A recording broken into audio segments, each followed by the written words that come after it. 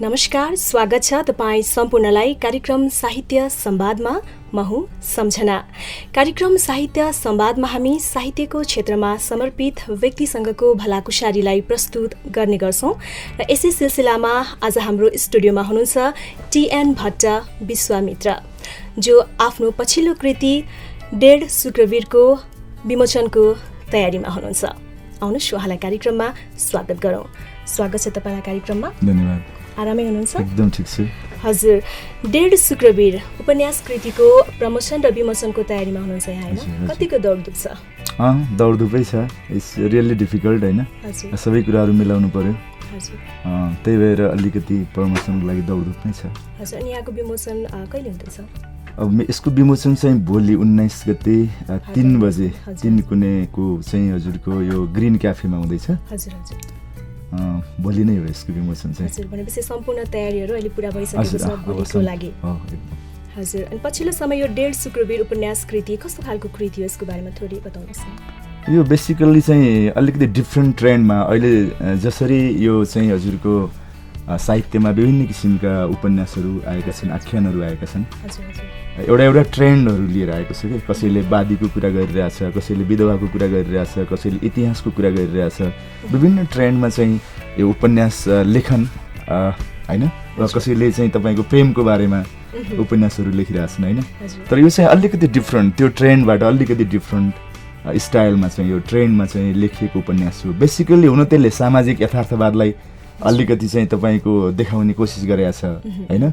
सामाजिक विसङ्गतिहरूलाई चाहिँ एउटा रोमान्टिसिजमको फ्रेमभित्र कसरी चाहिँ मतलब इनफ्रेम गर्न सकिन्छ, हैन? त्यो कुरालाई I have tried my best, है, अलि राख्ने प्रयास चाहिँ गरेको छु। तर पनि म एज अ राइटर मैले त्यसो चाहिँ भनिहाल्नु चाहिँ नमिल्ला, हैन? राइटरको खास काम त के हो भने देखेको कुराहरूलाई, समाजमा देखेका कुराहरूलाई, समाजमा भोगेका कुराहरूलाई, अनुभव गरेका कुराहरूलाई, हैन, एउटा रिसर्चबाट देखिएको कुराहरूलाई एउटा वेमा चाहिँ किताबमा, हैन, यो संयोजन गर्ने कुरा हो एउटा राइटरको। म समालोचक त होइन, तर पनि यो उपन्यास चाहिँ यो के हो भने एउटा सामाजिक मनोविज्ञानमा आधारित, सामाजिक राजनैतिक मनोविज्ञान भनौँ न, त्यसलाई चाहिँ यसले समेट्ने प्रयास गरेको छ। हजुर, समग्रमा एउटा सामाजिक उपन्यास त भन्नुभयो होइन, साथमा कुन चाहिँ पात्रलाई विशेष प्राथमिकता दिएर यसलाई पाइन्छ? यहाँ चाहिँ एउटा पात्र छन्, महिला पात्र, मानवी भन्ने महिला पात्र छन्। महिला पात्र साह्रै स्ट्रङ छन् यो उपन्यासमा। यो उपन्यास खास विशेषता नै के हो भने एउटा महिला चाहिँ कति स्ट्रङ हुन सक्ने रहेछ त, हैन? एउटा पुरुष भन्दा पनि समाजमा त के हो भने यो पुरुष डोमिनेटेड सोसाइटी भन्छ, तर पनि एउटा चाहिँ तपाईँको फ्रस्ट्रेटेड एउटा युवालाई, हैन, फ्रस्ट्रेटेड एउटा मेललाई कसरी एउटा वुमनले चाहिँ मोटिभेट गरेर एउटा चाहिँ गुड वेमा ल्याउन सक्ने रहेछ, हैन? र वुमन चाहिँ क्यारेक्टर साह्रै स्ट्रङ पात्र चाहिँ है यो उपन्यासमा मैले बनाउने प्रयास गरेको छु। हजुर, अनि यो डेढ शुक्रवीर नाम कसरी जोडिनु यसमा? यही नाम नै कसरी? अब होइन, यस्तो छ, अब यसमा नाममा पनि विभिन्न किसिमको चाहिँ तपाईँको मैले ट्राई गरेँ, हैन? यो डेढ शुक्रवीर भित्रै यो चाहिँ तपाईँको उपन्यासको एउटा मेन थिम, हैन? मेन थिम डेढ शुक्रवीर भित्रै छ। जस्तै अगाडि डेढ छ अनि शुक्रवीर छ। यो शुक्रवीर किन डेढ, हैन? अझ तपाईँ यहाँ हेर्नुभयो भने यो रस्सो छ, यो पातलो स छ, वास्तवमा यो नहुनु पर्थ्यो, हैन? यो भित्र पनि यो पातलो स हुनु अनि यो रस्सो हुनु भित्र पनि तपाईँको यो उपन्यास पढेपछि किन यस्तो हारेछ त भन्ने कुरा चाहिँ थाहा हुन्छ। हुन त अहिले मैले सबै भन्ने कुरा पनि भएन, हैन? एउटा क्युरियोसिटी पनि हुन्छ फेरि भोलि पाठकले के पढ्ने र।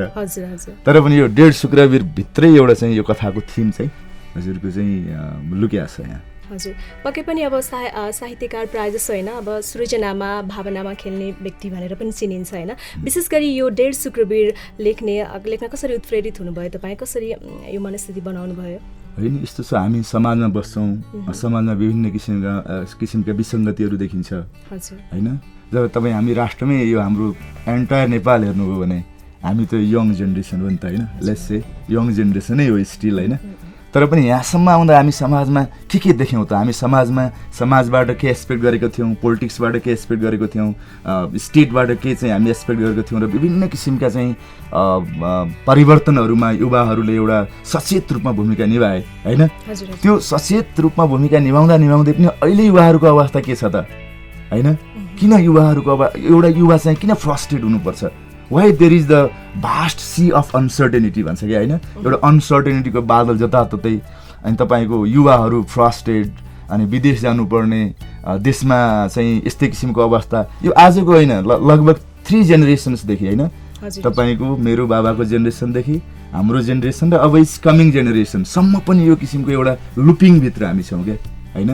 अब त्यो लुपिङ चाहिँ कसरी सिर्जना भएको छ त, हामी कसरी चाहिँ त्यो लुपिङभित्र इनलुप्ड भइरहेछौँ त होइन भन्ने कुरा चाहिँ वास्तवमा यो उपन्यासमा छ। र अर्को यथार्थ के छ भने यो उपन्यासले चाहिँ तपाईँको एउटा युद्धको कुरा पनि गर्छ। हामी 10 वर्ष जनयुद्धका कुराहरू छन् होइन, 10 वर्ष जनयुद्धले समाजमा दिएका राम्रा पक्ष नराम्रा पक्षहरूको बारेमा, अनि जनयुद्धमा चाहिँ इन्भल्भ भएका क्यारेक्टरहरूको एउटा मनोवैज्ञानिक मनोदशा कस्तो हुने रहेछ त, ती कुराहरू पनि यो नोभलमा चाहिँ अटाइएको छ। अनि यो डेढ शुक्रवीर तयार हुनलाई चाहिँ कति समय लाग्यो, यसमा आफ्नो मेहनत कति समय खर्चिनु भयो? यसको कन्सेप्ट चाहिँ हजुरको मैले 2069 है, धेरै वर्ष भयो, यो आजको यो प्रयास होइन, यो धेरै लामो प्रयास हो। जस्तै यहाँ कतिपय इभेन्ट्सहरू 2069 का इभेन्ट्सहरू पनि यो नोभलमा पाइन्छ, तर मैले यो लेखिसकेपछि अलिकति मैले यो त्यतिकै राखिरहेको थिएँ कि है, यसलाई कसरी अगाडि बढाउनु पर्ने होला भनेर। त्यही बिचमा एकजना साथीसँग भेट भयो, मेरो एकजना अनन्य मित्र हुनुहुन्छ राजबाबु श्रेष्ठ सागरजी, अनि उहाँलाई एक दिन मैले कन्सेप्ट सुनाएँ, यस्तो कन्सेप्टको मैले चाहिँ उपन्यास लेखेर थन्काएको छु, अलिकति लेखेर थन्काएँ। उहाँले हैट सर यो त हुँदैन नि, तपाईँ लेख्नुपर्छ, अलिकति मोटिभेट क्या, यो साँच्चै युनिक चाहिँ तपाईँको स्टोरी छ, अहिलेसम्म यस्तो युनिक स्टोरी लेखिया छैन, तपाईँले यसमा अलिकति बल गर्नुहोस् है, लेख्नुपर्छ है भनेर अलिकति मोटिभेट, अरू साथीहरूले पनि त्यस्तो किसिमको मोटिभेसन दिइसकेपछि मैले लौ त गरिहालौँ न, कस्तो किसिमको उपन्यास बन्दैछ भन्दा एक किसिमले राम्रै होइन, कथावस्तुको संयोजन, त्यसपछि अहिले यो मोडर्न लाइफमा मान्छेले भोग्नुपर्ने समस्या, यी सारा कुराहरूलाई त्यहाँ चाहिँ संयोजन गर्न सकियो। धेरै समयको प्रयासपछि डेढ शुक्रवीर अब विमोचनको तयारी हुँदैछ पक्कै पनि भोलि होइन। अनि त्यसपछि अब तपाईँले त तयार गर्नुभएको थियो मेहनतका साथ होइन, अनि बजारमा अब कस्तो जाला, पाठकहरूले कस्तो दृष्टिकोणले हेर्नु होला, कसरी लिनु होला भन्ने किसिमको त्यो कौतूहलता, कलकत्ता थोरै मनमा डर के कस्तो? हजुर यो के छ भने यसको पहिलो सबभन्दा राम्रो पक्ष के हो भने यो सानो छ, तपाईँ सानो चिटिक्क परे यस्तो डिजाइन हो, यो चाहिँ तपाईँको लगभग 3 घण्टामा within 3 hours you can read, र पढ्दा जहाँसम्म मलाई लाग्छ 2-4 जना साथीहरूले पढिसक्नु भयो अल्छी लाग्दैन होइन। यो टेक्स्टले पाठकलाई चाहिँ स्टिमुलेट गर्छ क्या, पढौँ अब के होला भन्ने किसिमको एउटा क्युरियोसिटी यसमा छ।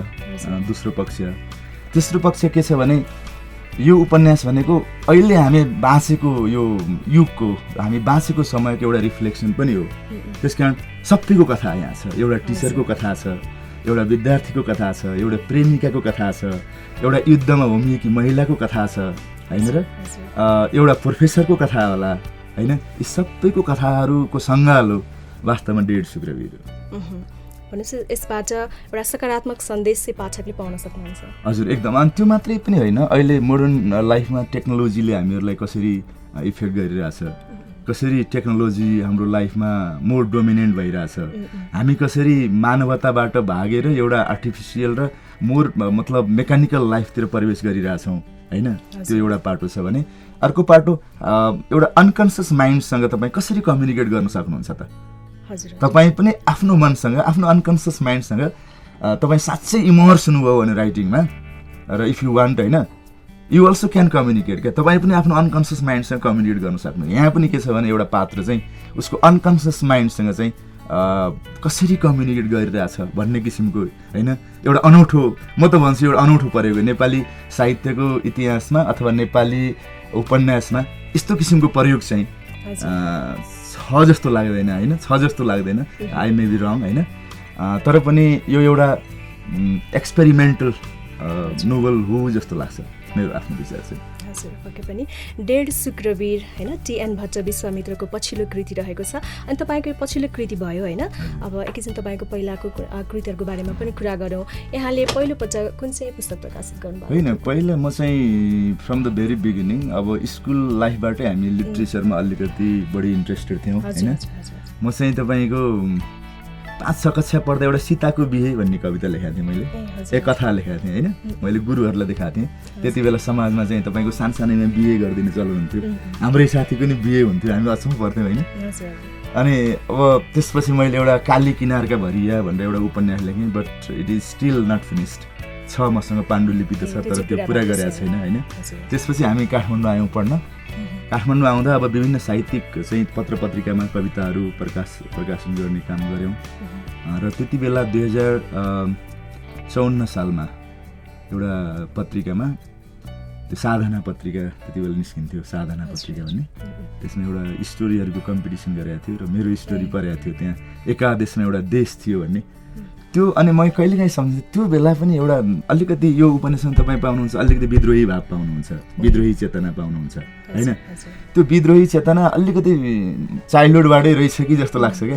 त्यो चाहिँ रिफ्लेक्सन, चाहे त्यो चाहिँ एकादेशमा एउटा देश थियो भन्ने कथा होस्, चाहे कविताहरूमा होस् होइन, त्यो अलिकति विद्रोही भावना चाहिँ ममा रहेछ जस्तो चाहिँ फिल हुन्छ मलाई। र मेरो चाहिँ लेखन चाहिँ त्यसरी सुरु भएको थियो स्कुल लाइफबाटै। अनि त्यसपछि स्पेस टाइम टुडे भन्ने त्यति बेला पत्रिका निस्किन्थ्यो र त्यसमा मैले चाहिँ स्तम्भकार भएर लगभग 2 वर्ष जति मैले लेख्ने काम पनि गरेँ अङ्ग्रेजीमा।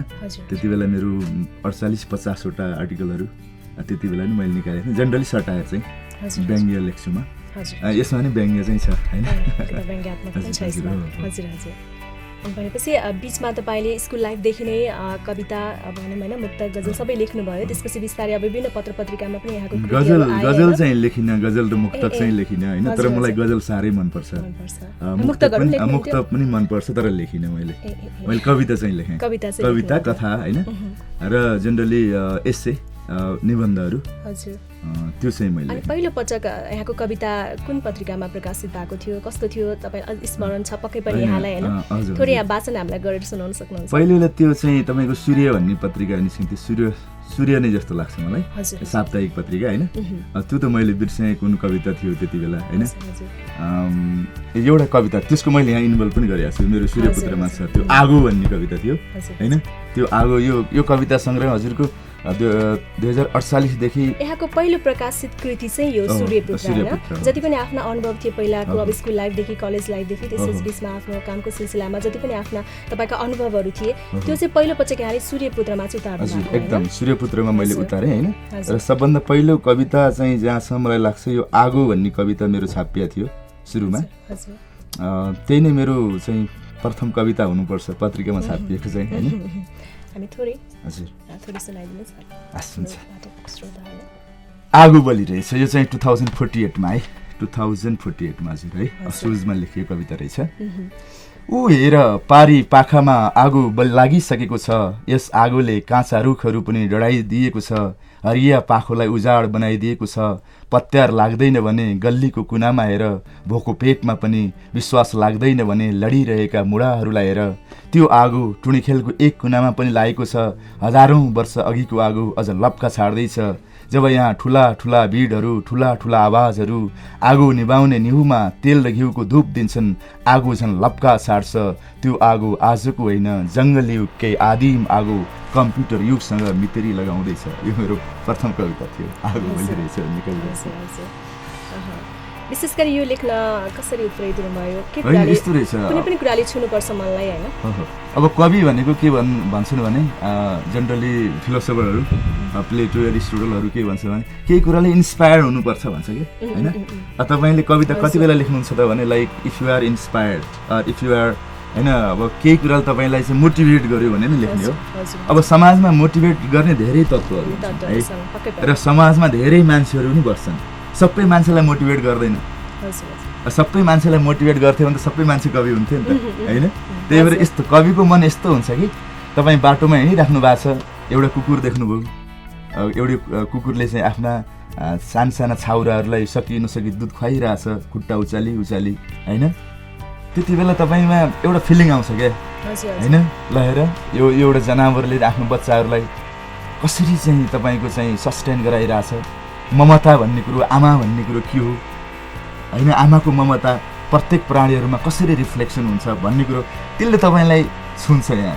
अनि तपाईँ आमाको कविता लेख्न सक्नुहुन्छ नि होइन त्यस्तै कुराहरू मैले भन्ने गरेको चाहिँ हजुर समाजमा देखेका विभिन्न कुराहरूले नै एउटा कविको एउटा साहित्यकारको मनलाई छुन्छ र त्यसरी सृजनाहरू प्रस्फुटित हुन्छ अभियसली हो हजुर पक्कै पनि अनि यो सूर्यपुत्रमा तपाईँको सबै कविताहरू नै छन् मेरो सबै कविताहरू यसमा चाहिँ 47 कविताहरू छ 47वटा कविता 47 कवितामा मलाई सबभन्दा मन परेको एउटा कविता आफ्ना तपाईँलाई सबै कृतिहरू आफ्ना सबै सृजनाहरू उत्तिकै मन पर्छन् तर पनि विशेष अझ तपाईँको मनलाई छोएको कुनै एउटा फेरि है त आग्रह गर्छु पक्कै पनि साथी यस्तै छ मेरो घर भन्ने कविता छ हजुर हजुर मेरो सानो घर छ मक्खिएका दलिन्छन् चुहिने छानो छ चिसो चुलो छ दैलामाथि माकुराको जालो छ जालोभित्र स्वयं माकुरी भइरहन्छ शिकार आफ्नै बुढाबाट दैलो मुनि लडिरहेछ बेवारिसे कुचो कसिङ्गरको पिञ्जडाभित्र साथी यस्तै छ मेरो घर असरल कुकुरका छाउराहरू भोकिरहन्छन् नपोतिएको आँगनमा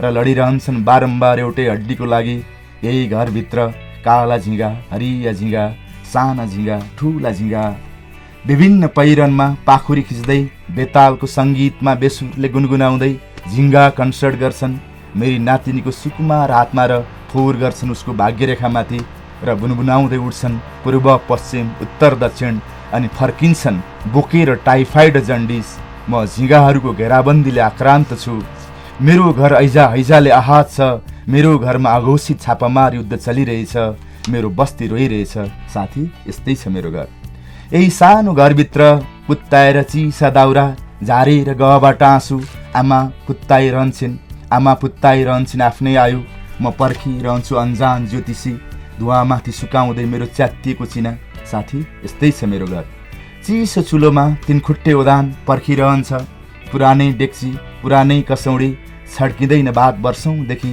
तर पनि आमा फुकिरहन्छन् डुङ्ग्रो फु फु र पकाइरहन्छन् जिजीबिसा अनि टोलाउँदै हेर्छिन् भोका भित्ताहरू लाग्छ उनीसँगै टोलाइरहेछ भित्तामा टाँसिएको मेरो देश साथी यस्तै छ मेरो घर हजुर निकै राम्रो छ हजुर अनि यो एउटा गाउँ समाजको एउटा होइन यथार्थ बोकेको यथार्थ चित्रण गरिएको कविता पनि हामीले सुन्यौँ पक्कै पनि सूर्यपुत्र यहाँको पहिलो प्रकाशित कृति होइन अनि जस्तो अब पहिलोपटक प्रकाशन गर्नको लागि पुस्तक आफ्नो कृतिहरू प्रकाशन गर्नको लागि चाहिँ सुरुवातमा नयाँ सर्जकहरूलाई चाहिँ अलिकता कठिनाइहरूको पनि विभिन्न परिस्थितिहरूको पनि सामना गर्नुपर्छ भन्ने सुनिन्छ होइन यहाँको अनुभव चाहिँ कस्तो रह्यो यस्तो छ अब अरू साथीहरूले त्यही गुनासो गर्छन् होइन जस्तै अब होला अब लेखनको दृष्टिकोणले अहिले बजारमा आउँदा हामी न्यू राइटर होइन न्यू साहित्यकारै हौँ र साँच्चै गाह्रो छ धेरै गाह्रो छ पहिलो कुरा गतिलो प्रकाशक भेट्नु गाह्रो छ है कति साथीहरूले आफ्नै लगानीमा पुस्तक छाप्नुपर्ने हुन्छ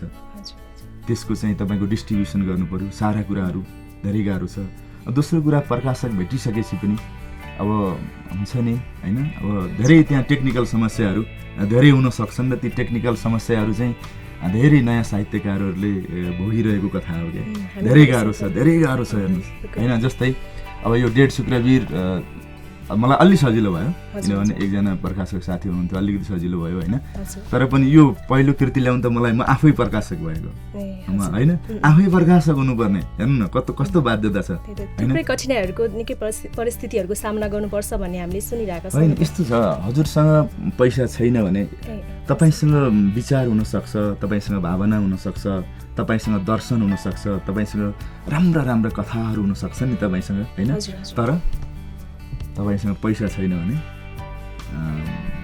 it does not come outside यो बाहिर आउन गाह्रो छ होइन प्रयास त आफूले गर्नुपर्छ विभिन्न दृष्टिकोणबाट त्यो आफ्नो पनि कुरा हो होइन तर पनि एउटा नयाँ साहित्यकारहरूलाई साँच्चै गाह्रो छ त्यसो सूर्यपुत्रपछि अर्को डेढ शुक्रवीर प्रकाशनको लागि चाहिँ त्यति साह्रै कठिनाइ गर्नु परेन अब त्यति साह्रै परेन अब प्रकाशक साथीहरूले राम्रै हेल्प गर्नुभयो होइन तर पनि अब यसमा नि मैले भने विभिन्न टेक्निकल कुराहरू हुन्छ अब जो चाहिँ एउटा राइटरलाई मात्रै थाहा हुन्छ क्या होइन he or she cannot express के होइन त्यो भित्रै रहोस् हजुर पक्कै पनि अनि जस्तो अब साहित्यको क्षेत्रमा हुनुहुन्छ दुईटा अब आफ्नो पुस्तक पनि प्रकाशित गरिसक्नु भएको छ यहाँले होइन अनि यहाँलाई चाहिँ विशेष मनपर्ने अघिल्लो पुस्ताको त्यसै गरी पछिल्लो नयाँ जो पिँढी हुनुहुन्छ पछिल्लो पुस्ताको साहित्यकारहरूको को मन पर्नुहुन्छ यहाँलाई होइन उहाँहरूको कृतिहरूको बारेमा थोरै भन्नुहोस् न विशेष तपाईँको मनलाई छोएको कुनै कृतिको बारेमा अब तपाईँ के छ जोबाट तपाईँ अझ बढी अलिकता प्रेरित हुनुहुन्छ अब यस्तो छ तपाईँ कस्तो छ भने अब हामीले नाम लिँदा अझै पनि हामी पुरानै साहित्यकारको नाम लिन्छौँ जस्तै हामी भन्छौँ लक्ष्मीप्रसाद देवकोटा कुन कविता भने पागल कविता मनपर्छ भन्छौँ मुनामदन मनपर्छ भन्छौँ सबैको जीवनमा त्यही छ होइन पागल कविता नि साँच्चै बेजोड कविता हो त्यसै गरी हामी आयो भने भुपी शेरचनतिर आउँछौँ कसको कविता भन्दा भुपी शेरचनको कविता होइन अहिले हामीले फलो गरिराखेको चाहिँ जुन एउटा ट्रेन्ड छ त्यो पनि त्यही बाटो हो एउटा भुपीको बाटो हो होइन अब एउटा चाहिँ लक्ष्मीप्रसादको बाटो हुनसक्छ भएर अरू अरू अरू साहित्यकारहरूको बाटो पनि हुनसक्छ होइन तर पनि के छ भने हजुरको त्यहाँ अलरेडी भएको कुरालाई नै कसैले फलो गर्ने हो क्या नयाँ कुरा चाहिँ हेर्नुहोस् संसारमा केही पनि हुँदैन होइन नयाँ कुरा केही पनि छैन which has been already existed भन्छ क्या सबै कुरा त्यही छ झिक्ने मात्रै हो र कसरी झिक्छ भन्ने कुरामा कसरी झिक्छ भन्ने जस्तै उपन्यासमा हेर्नुहोस् तपाईँ पढ्नु भने सिम्पल कुराहरू होइन जस्तै म तपाईँलाई एउटा लाइन पढेर सुनाउँछु यहाँबाट एउटा लाइन उपन्यासको एउटा लाइन जस्तै यो सिम्पल कुरा तपाईँलाई पनि थाहा छ मलाई पनि थाहा छ तर मैले कसरी प्रस्तुत गर्ने भन्ने मात्रै कुरा छ जस्तै उदाहरणको लागि लाग्छ जीवन धुवासँगै उडिरहेछ लास नेरै फोहोर कपडा लपेटिएको एउटा मान्छे छ मान्छेहरू उसलाई पागल भन्छन् त्यही पागल मान्छे सचेत भनिएका मान्छेले थालेका फलफुलहरू खाँदै लासतिर हेरिरहेछ लासको नजिकै रोइरहेछन् मान्छेहरू कोही रुने प्रयत्न गर्दैछन् कसैको आँसुको स्रोत सिधै मन हुने रहेछ कसैको आँसुको स्रोत आँखाको डिल बग्ने शैली फरक एउटै आँसुको फरक फरक अर्थ एउटै जीवन फरक भोगाई फरक अनुभूति उतापट्टि अलि माथि शरीरभरि खरानी घसेर गाँजाको सर्कोमा रमाइरहेका बाबाको जीवनको परिभाषा फरक छ 2-4 लक्का जवानहरू बाबासँगै बसेर गाँजा भरेको चुरोटको धुवाँ उडाइरहेछन् फरक यति छ धुवाँको कुनै शरीरबाट निस्किरहेछ कुनै चुरोटबाट कतै चुरोट सकिँदैछ कतै जीवन सकिँदैछ होइन मैले अलिकति यहाँबाट पढेँ होइन भोलि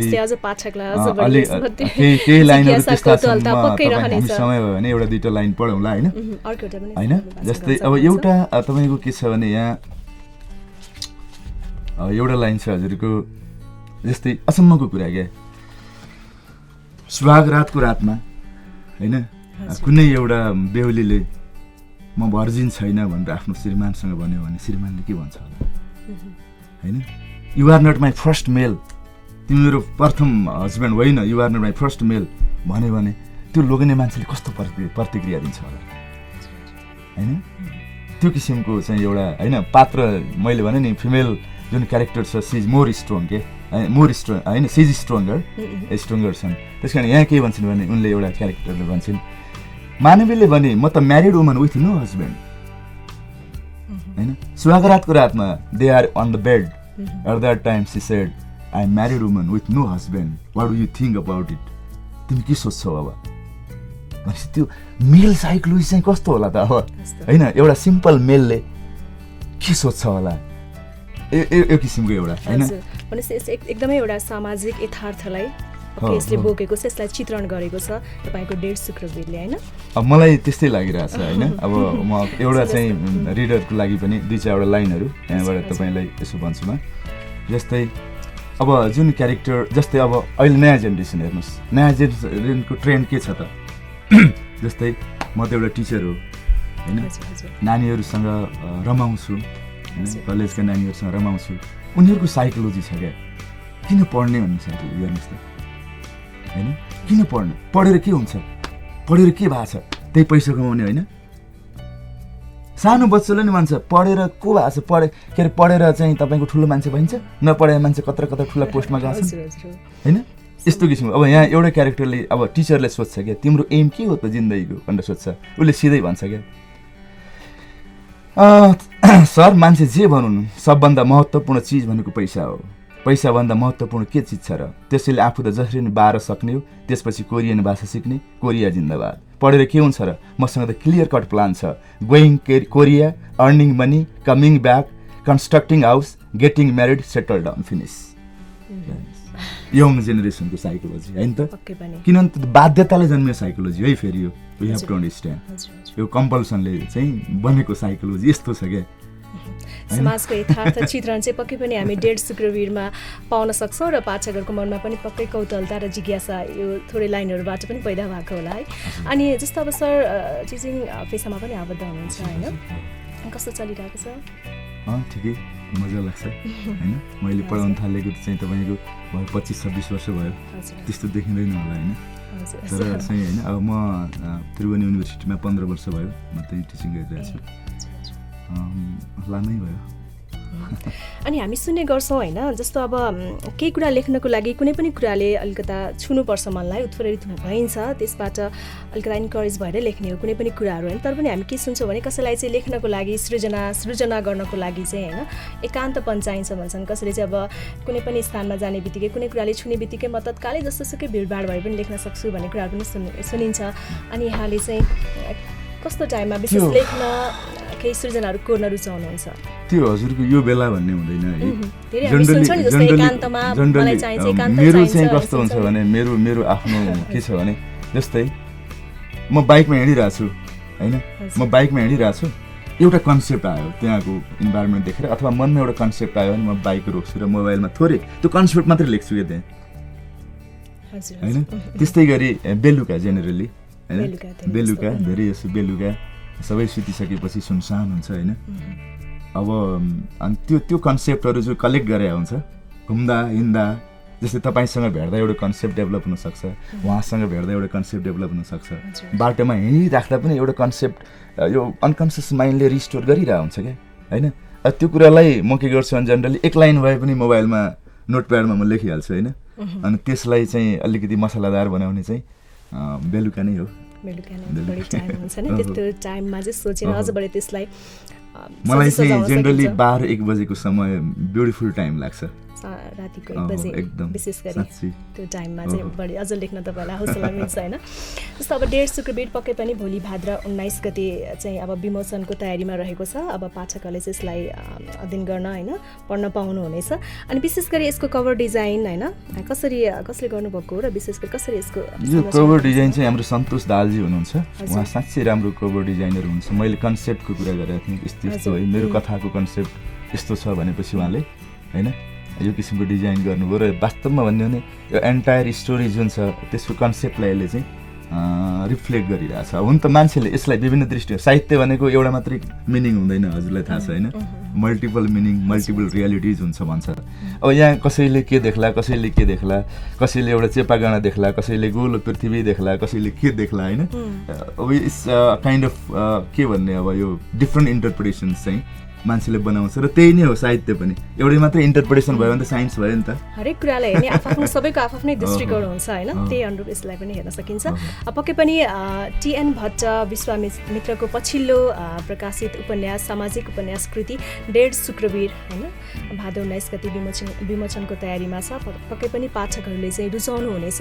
यो एउटा सामाजिक उपन्यास रहेको छ जसमा समाजको यथार्थ चित्रण अझ विशेष गरेर पछिल्लो पिँढीहरूको अझ यथार्थ चित्रण चाहिँ यसमा चित्रण गरिएको छ।